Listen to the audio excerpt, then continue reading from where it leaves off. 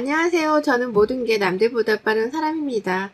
같은 고등학교를 다녔던 남편과 서로 첫사랑이었고, 그때부터 쭉 연애를 시작해서 20대 중반에 저희는 결혼을 했어요. 그리고 너무 예쁜 첫째 딸과 둘째 아들을 얻었습니다. 저희가 육아에 전념하고 있을 때쯤이야.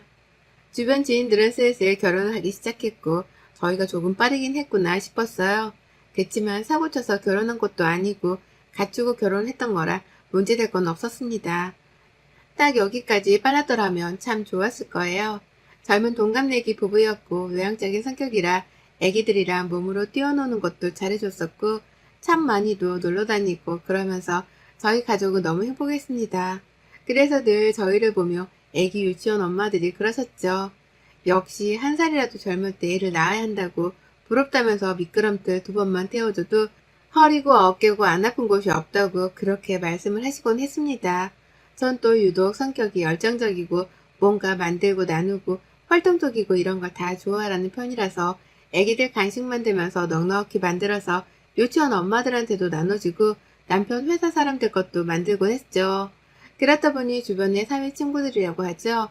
사회 친구들, 동네 친구들이 많이 생겼고 깊은 속내를 터놓을 수 있는 언니 동생 친구들이 생겨서 좋았습니다. 아무렴 같은 동네니까 육퇴를 하고 남편들에게 애기들을 맡기고 집 앞에서 술 한잔 딱 하면서 수다를 떨면 그게 행복이죠. 그냥 일찍 결혼한 거 후회 안 하냐는 질문이 이거 참 수도 없이 들었는데 0.1초 망설임도 없이 저희 부부는 후회가 없었습니다. 결혼이 그만큼 저희에게는 너무 좋았고 결혼이 주는 그 행복과 안정감이 말로 다 표현할 수 없었거든요. 그런데 30대가 되었을 때 슬슬 체력이 많이 떨어지는 게 느껴졌습니다. 사실 저희 부부는 셋째 욕심이 있어서 계획중이 있었거든요. 근데 그러기엔 제가 이때 몸이 너무 안 좋았고 매일 감기인 건지 기침도 미친 듯이 하고 가슴 통증도 심해서 아무래도 검진을 싹 전체적으로 받아보자고 했죠. 대수롭지 않게 했던 그 검진에서 전 폐암 판정을 받았고 하루빨리 큰 병원으로 가라는 얘기를 들었습니다. 처음 얘기를 듣고는 그냥 멍했던 것 같아요. 눈물도 안 나고 이 얘기 듣고 속을 샀나? 챙겨주신 서류들 다 챙기고 집에 와서 애기들 하원 시간이 얼마 안 남아서 챙겨줄 간식 만들고 저녁 만들었습니다. 그 사이에 남편에게 전화가 왔어요. 여보, 병원 갔다 온 거지? 연락이 없어서 걱정돼서 해봤어. 뭐 문제 있다고 그런 거야? 아니야. 애기들 하원 시간이 촉박해서 급하게 간식 만들고 저녁 준비하고 있었어. 걱정 마. 아, 그래? 아유, 놀래라. 알겠어. 퇴근하고 바로 갈게. 뭐 사갈 거 있어? 올 때 아이스크림 사다 줘. 여보, 내가 좋아하는 맛들로만 애기들 거 말고 내 걸로만. 어? 그래. 알겠어. 사갈게. 저녁에 보자. 고생해. 그렇게 하원을 30분쯤 앞두고 여유가 생겨서 소파에 앉아서 엄마 TV 채널만 계속 돌리는데 갑자기 눈물이 흐르더라고요. 가장 먼저 들었던 생각이 우리 애들 어쩌지였습니다. 아직 너무 어린 우리 애들은 대체 어쩌지 싶어서 막 눈물이 쏟아지고 남편이 듣고 너무 아파하고 속상해할 걸 생각하니까 그게 마음이 너무 아파서 차마 입이 떨어지지 않았어요. 참 하늘도 무심하시지. 홀로 30분간 눈물콧물 다 쏟고 아무렇지 않은 척 세수도 하고 거울을 보며 웃는 연습을 하고 급히 피부 화장을 해서 울지 않은 것처럼 하고 애기들 하원 마중을 나갔습니다. 애기들과는 연애 때처럼 시간을 보냈지만 평소보다 일찍 재웠어요. 그리고 남편을 기다렸고 남편과 맛있게 저녁을 먹고 얘기를 했죠. 여보, 나 할 말 있는데 너무 놀라지 말고 그 병원에서 검진했잖아? 근데 결과를 보니까 폐암이라고 하네? 수술은 가능할 것 같은데 정확한 건 대학병원 가봐야 한다고 해서 내일 바로 예약하려고. 뭐? 아니, 어떻게 그럴 수 있지? 아니야? 어? 왜 내가 폐암인 줄도 모르겠는데. 맞대. 아무튼 그렇다네. 그리고 남편과 저는 한참을 끌어안고 오열을 했고 이성을 되찾은 후 가장 유명한 대학병원들로 전화를 싹 돌려서 예약 대기를 걸어줬습니다. 2주, 한 달씩 걸리는 대기를 보니까 마음이 조급했어요. 그 사이에 악화되면 어쩌지 싶더군요. 전 그 이후로 식단 관리를 철저하게 하려고 노력했습니다. 가족들이야 평소처럼 해줬지만 전 혼자서 관리를 했고 운동도 더 열심히 했어요. 우리 애기들 아직 초등학교도 안 갔는데 제가 건강해져야 하잖아요. 이 행복한 결혼 생활이 지옥 같은 건 폐암 선고뿐 아니라 딱 하나 더 있었는데 시집살이였습니다. 시모는 첫사랑인 저희가 결혼하는 것 자체가 마음에 안 들어 하셨어요. 사람을 더 많이 만나보고 경험을 쌓고 결혼을 해야지 뭐하러 그렇게 둘이서 내내 만나다 결혼을 하냐는 거였죠. 결국 남편이 더 좋은 여자를 만날 수 있는데 제가 발목을 잡았다는 식으로 늘 구박을 하셨지만 제가 또 이런 거에 기죽고 입 내미는 성격이 아니라 쿨하게 받아쳤습니다. 에휴, 요즘 보면은 그렇게 길게 연애만 하다가도 막 몇 개월 만나고 더 좋은 사람이랑 결혼하고 그런다는데 니들은 아무것도 모를 때 만나서 뭣도 모르고 그냥 결혼했으니 나중에 이혼해도 모른다. 나는 가만 보면 미나 네가 우리 형석이 팔목을 아주 제대로 잡은 거야. 그치 너? 그런가? 어머님 그런 것 같기도 해요. 저 애슬아빠 없으면 못 살거든요. 그러니 어째요. 발목 꽉 잡아서 제 옆에 둬야죠. 그쵸? 그리고 세상에 뭐 다양한 케이스가 있는 거 아니겠어요? 저희처럼 오래 만나다 결혼하는 사람들도 있고 몇 개월 만나다 결혼하는 사람들도 있고 다 다른 거겠죠. 난 그게 싫다고. 니들은 서로 다른 사람도 안 만나본 거잖냐. 어? 막말로 형석이 얘가 미나 너보다 더 좋은 조건인 여자랑 결혼할 수 있는 거를 너한테 팔목 딱 잡혀서 결혼한 건데 내가 기분이 좋겠냐? 어머님 생각이 그러시면 저희 친정에서도 그렇게 생각하시려나? 다음에 한번 여쭤봐야겠어요. 저희는 양가에서 그렇게 생각하실 줄은 몰랐어서 조금 놀랍네요, 어머님. 약간 늘 이런 식으로 받아쳤습니다. 그럼 시모는 이야기 아주 바짝 올라서 저를 막 노려보셨고 저는 늘 웃었어요. 저희 남편은 이런 저를 보고 대단하다고 했죠. 본인은 그런 방법을 몰라서 늘 시모랑 싸우면서 살았다면서 말입니다. 이렇게 저를 못마땅해 하시는 시모였는데 제가 아프다는 얘기를 듣고는 그래도 걱정을 먼저 해주실 거라고 생각했어요. 다른 것도 아니고 암이니까요. 그런데 시모의 반응은 너무 충격적이었습니다. 미나 너 폐암이란 게 사실이야 어? 아, 네 어머님. 더 자세한 건 대학병원 가서 들어봐야 해요. 아이고 내가 이럴 줄 알았어. 내가 너 마음에 안 든다고 했지? 끝내 결국엔 내 아들 팔목을 일당으로 잡네. 죽을 거면 곱게 죽지. 얘는 둘이나 낳아놓고 너 혼자 편하게 죽는다는 거야 지금. 그럼 우리 아들은 혼자 호래비로 애들 키우게 뻔한데 아이고 세상에 진짜. 네? 어머님 어떻게 그런 말씀을 하세요? 야 너도 네 새끼들 있으니 내 마음 이해하잖니. 남의 새끼가 우선이냐? 내 새끼가 우선이지. 너야 뭐 니네 부모가 걱정해줄 거고 그래서 너 뭐 죽는다는 거야? 어쩐다는 거야? 정확히 말을 해봐. 그래야 대비를 하지. 난 절대로 우리 아들 호래비로 해 혼자 키우는 꼴을 못 본다. 어머님은 뭐 그냥 벌써 절 죽이시네요.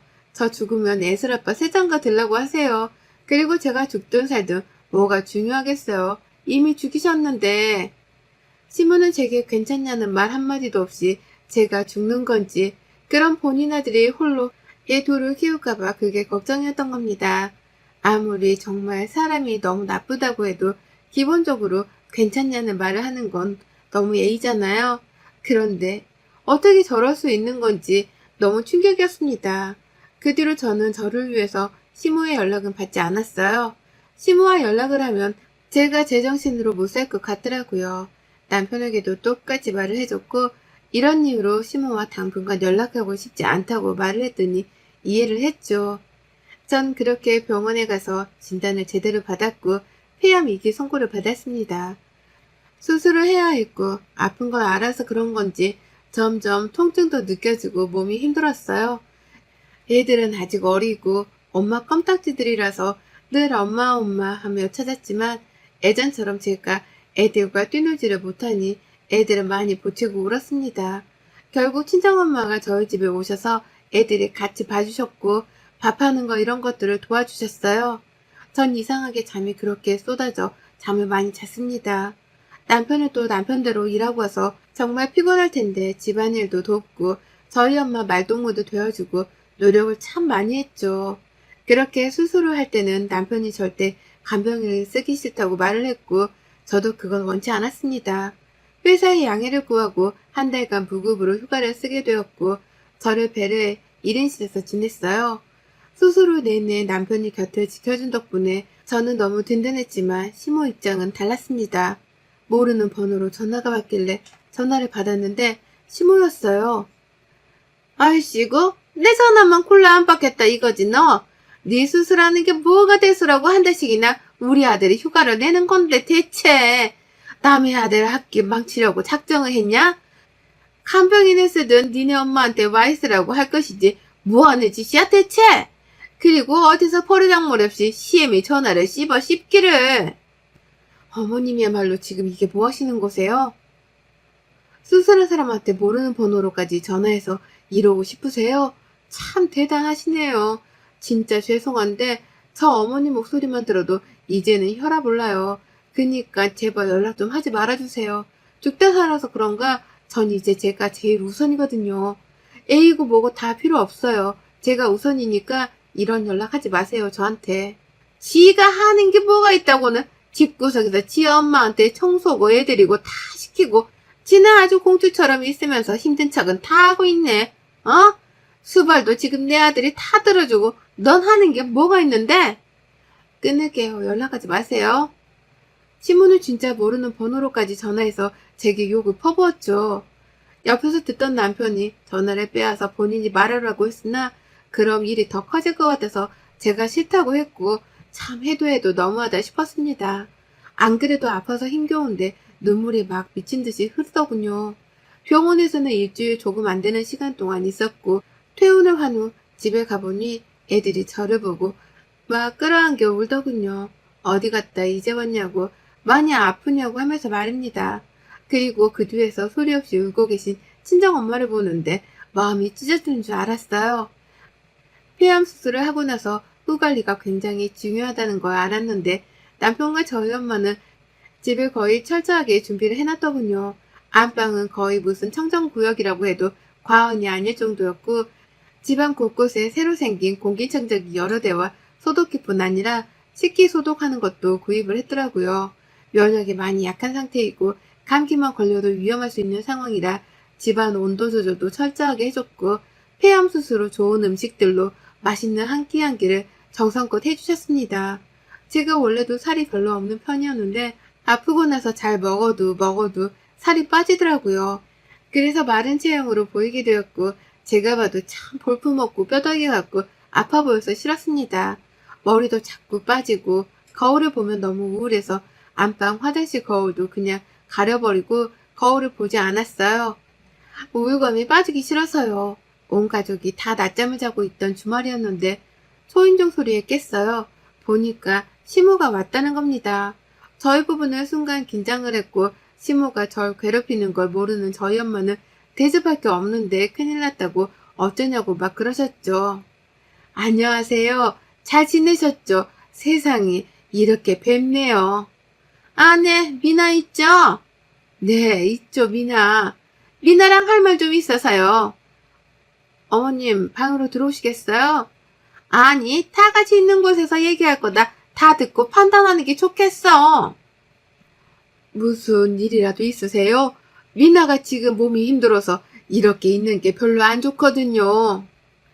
예, 사부인 말씀 참 잘하셨네요. 본인 딸 귀하듯 저도 제 아들 너무 귀합니다. 근데 며느리 하는 꼬라지를 보며 참다 폭발해서 왔네요.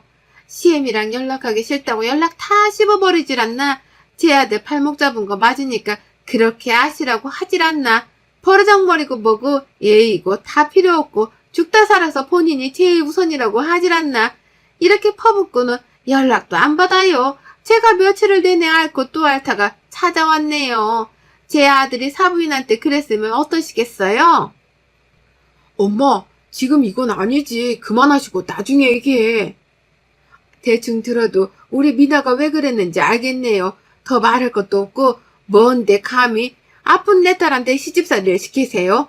요즘 세상이 어떤 세상인데 제가 우리 김서방한테 잘하고 예쁘니까 참는 거지. 안 그랬음 우리 딸 손잡고 끌고 갔어요. 지금 그쪽이랑 상대도 안 하고 아세요? 사람이 아무리 화가 나도 상황 파악이란 걸 해야지. 죽다 살아난 며느리한테 괜찮냐는 말은커녕 본인 화풀이를 하러 온 걸 보니 인성 알아줄만 하네요. 더 소란스럽게 하지 마시고 나가세요. 화풀이 하고 싶으시면 저기 오락실에 있는 펀치 기계에 돈 넣고 하시던가. 뭐라고요? 아주 이제 보니까 그 애미에 그 딸이 따로 없네. 김서방, 당장 자네 어머니 배웅 안 하고 뭐하고 있어? 우리가 나갈까? 아니요, 장모님. 제가 해결할게요. 시모는 결국 본인 화풀이를 하러 찾아왔고 이 사건 때문에 친정엄마까지 모든 걸 알게 되었습니다. 엄마께서는 그가 왜 말을 하지 않았냐며 너무 속상해 하셨고 시모를 보내고 온 남편과 한참을 대화했죠.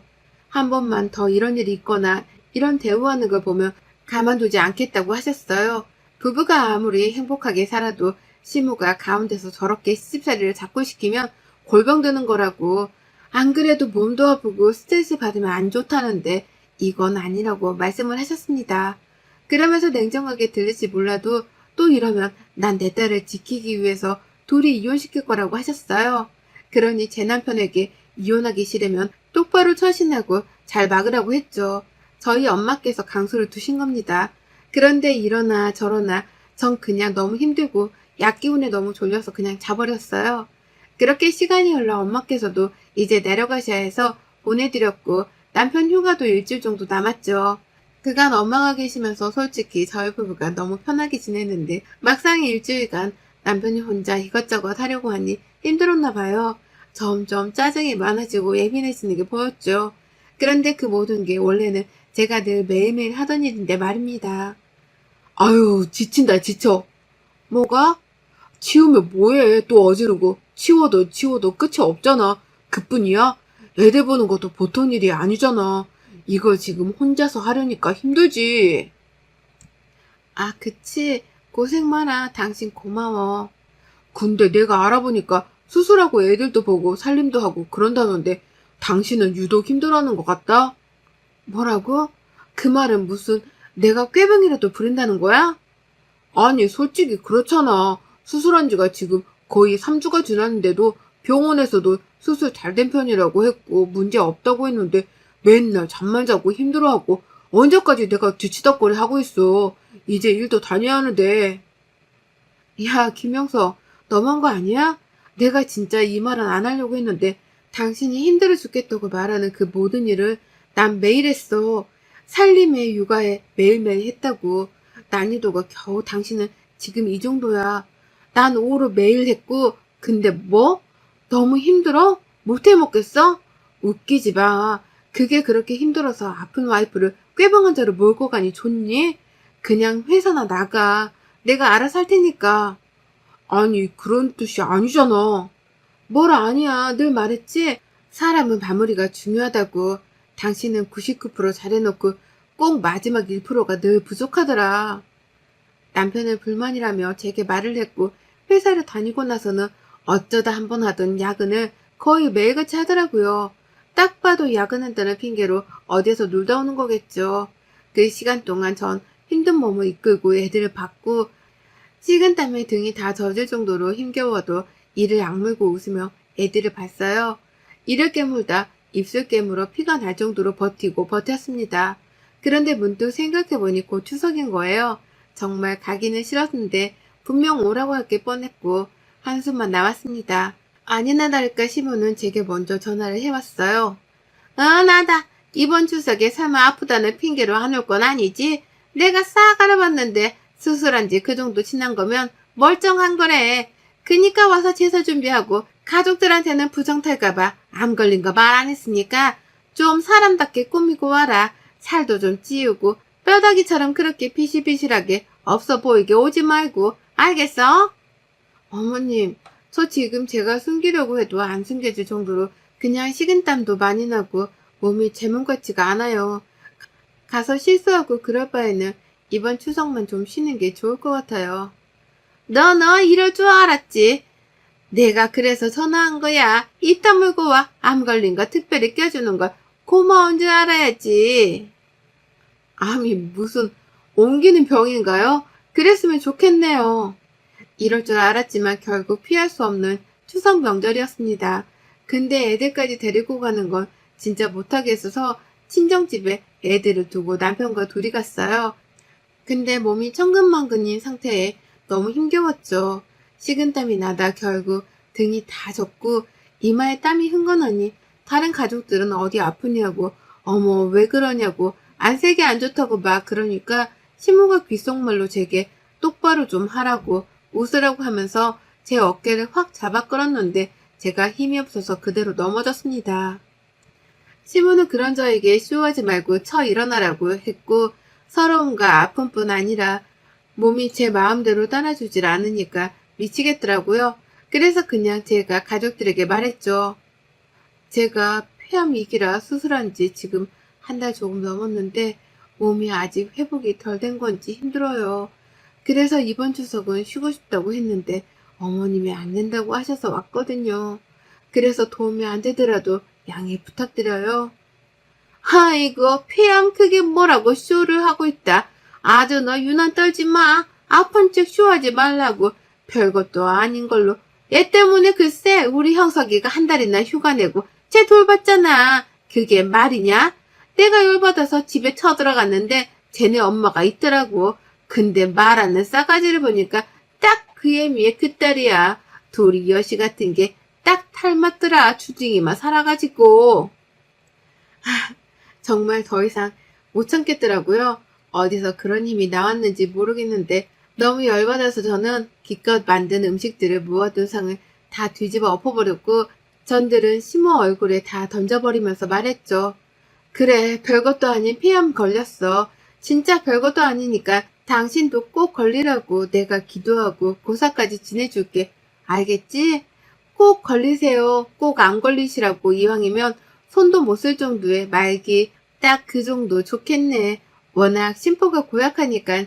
참, 그리고 암이 무슨 전염병인 것 마냥 불결하다고 자꾸 그래서 불결한 년이 만든 것들 다 버렸으니까 안 불결한 년이 직접 음식에서 차례 지내세요. 별거 아니야 안 걸린 불결한 년은 사라져 드릴 테니까 꼭 안 걸리세요 어머님. 기도할게요. 그렇게 나오는 길에 서 있던 병풍까지 발로 확 차버렸고 시모가 아끼는 도자기가 현관 옆에 있었는데 그것도 깨버리고 나왔습니다. 그리고 이혼하고 친정 부모님과 집을 합쳐서 애들과 함께 살고 있어요. 저도 애들도 몸도 건강도 안정을 찾았습니다. 그리고 마지막에 너무 시원하게 나와서 그런가 후회도 없고 미련도 없답니다. 여러분의 생각은 댓글로 남겨주세요. 오늘도 시청해 주셔서 정말 감사합니다.